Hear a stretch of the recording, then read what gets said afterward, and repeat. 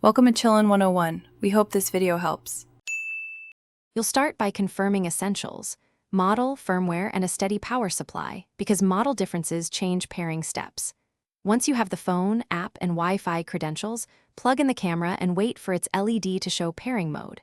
Open the Eurovigil app and sign in. Make sure app permissions for location and local network are enabled so discovery works. Now choose Add Device in the app and select your camera type. This begins the device-to-app handshake. Once you've initiated pairing, select the correct 4 GHz Wi-Fi network. Phones may show both bands, so pick the one that matches the camera. If the app offers QR pairing, point your phone camera at the code on screen. If not, switch the camera to AP mode and join its temporary hotspot. You must enter the Wi-Fi password exactly, because one wrong character breaks the bridge. Allow the app to perform firmware or configuration updates. Interruptions can leave the camera unresponsive. Finish by naming the camera, setting a strong password, and confirming the live stream loads in the app.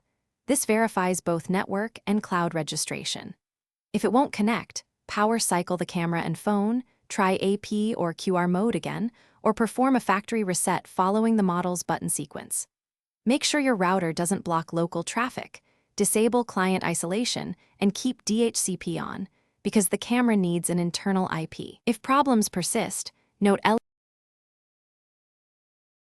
Thanks for watching. Consider subscribing if we helped you.